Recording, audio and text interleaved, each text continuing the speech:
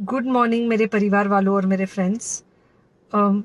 बहुत सारे डॉक्टर्स की तरह मैं भी बहुत परेशान हूँ, इसलिए मुझे लगा कि शायद मैं आपको अगर कुछ कुछ चीज़ें बताना चाहती हूँ और मैं शायद अगर ये बताऊंगी और अगर आप लोग सेफ रहोगे तो I might be at more piece.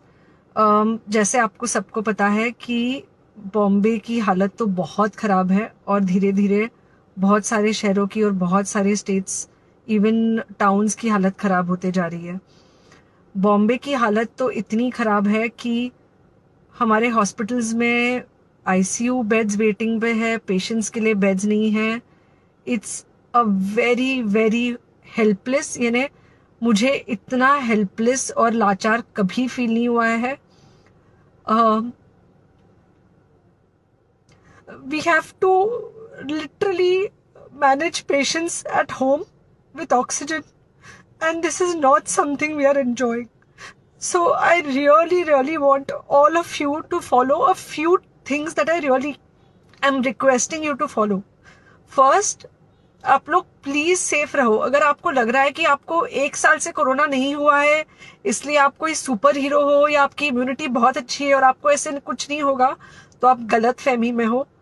हम यंग लोगों को देख रहे हैं।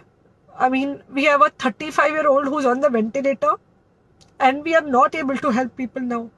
So we do not want, we really don't want any of you to be in that situation. So sorry,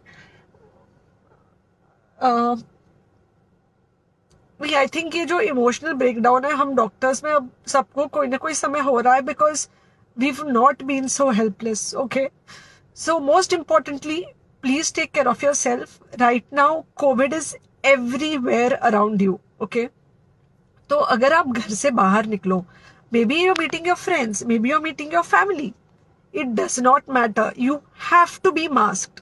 okay, just because आपको अभी एक साल से कोरोना नहीं हुआ है या आपको पिछले साल कोरोना होकर जा चुका है, इसका मतलब ये नहीं है कि आपको वापस कोरोना नहीं हो सकता। You can still get Covid.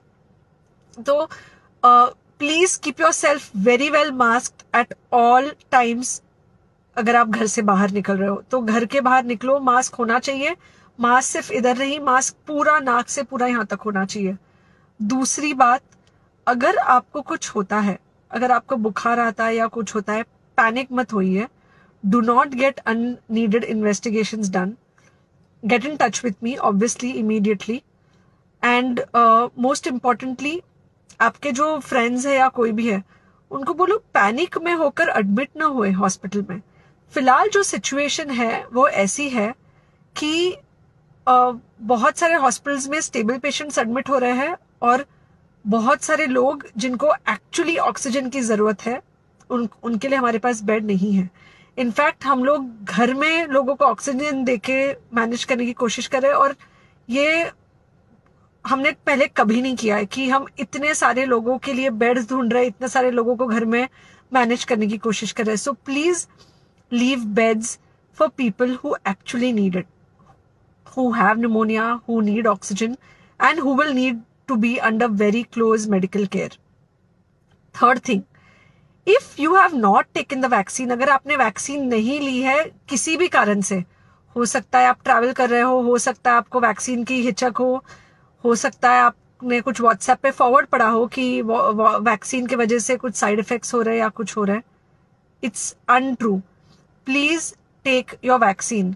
ये हमको डेफिनेट दिख रहा है कि जो लोगों के 2 वैक्सीन के शॉट्स होकर 2 हफ्ते हो चुके हैं उनमें डेफिनेटली हमको इन्फेक्शन, सीरियस इन्फेक्शंस कम दिख रहे हैं और हॉस्पिटलाइजेशन ना के बराबर है। So the vaccine is definitely helping. Okay, so take care of your self. Do not take COVID-19 lightly. Please pray for the people in the hospital and please pray for the families and the caretakers of all these people in the hospital. उनको आपके प्रार्थना की बहुत ज़रूरत है और सबसे ज़्यादा ज़रूरत है कि आप अपना ध्यान रखें। ओके, एंड बस घर पे रहो। आप कुछ हफ्तों तक सिर्फ घर पे रहो जब तक हम ये सिचुएशन ऐसे हैंडल कर सके कि हम एटलीस्ट कुछ हो जाए तो हम हॉस्पिटल में पेशेंट्स को ले सके। फिलहाल हालत ऐसी है कि डॉक्टर्स और डॉक्टर्स के रिलेटिव्स को भी नहीं मिल रहा है बेड, तो आप सोचिए कि it's an absolutely helpless situation. Okay, I think अगर हम सब इतना ध्यान रखेंगे, we will definitely come through this second wave very well. Okay, and then we will have to work on not allowing a third wave. So third wave का हम बाद में सोचेंगे, वो तो नहीं आना चाहिए, पर जो ये सेकेंड वेव है इससे हमको कोई भी हालत में एकदम सेफली निकलना है. Okay, take care, I really love you.